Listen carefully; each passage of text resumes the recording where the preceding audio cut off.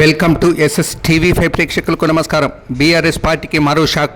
కాంగ్రెస్లోకి పోచారం శ్రీనివాసరెడ్డి. పోచారంకు మంత్రి పదవి ఆఫర్. కాంగ్రెస్లోకి పోచారం శ్రీనివాసరెడ్డి పోచారంకు మంత్రి పదవి ఆఫర్ ఇస్తున్నట్లు తెలిసింది. బీఆర్ఎస్ పార్టీకి కేసీఆర్కు మరో షాక్ తగిలింది. శాసనసభ మాజీ speaker BRS MLA Pocharam Srinivas Reddy BRS పార్టీని వీడి కాంగ్రెస్లో చేరేందుకు సిద్ధమయ్యారు. ఈ సందర్భంగా పోచారం శ్రీనివాసరెడ్డి నివాసానికి సీఎం రేవంత్ రెడ్డి వెళ్లారు. పోచారంతో సీఎం రేవంత్ రెడ్డి, మంత్రి పొంగులేటి శ్రీనివాసరెడ్డిలు భేటీ అయ్యారు. ఈ భేటీలో పోచారం శ్రీనివాసరెడ్డికి మంత్రి పదవి కేటాయిస్తున్నట్లు ప్రకటించారు. త్వరలో జరిగే క్యాబినెట్ విస్తీర్ణంలో పోచారం శ్రీనివాసరెడ్డికి మంత్రి పదవి ఇచ్చేందుకు గ్రీన్ సిగ్నల్ ఇచ్చారు. పోచారం శ్రీనివాసరెడ్డి ఇంటి ముందు ఉద్రిక్తత పరిస్థితి నెలకొంది.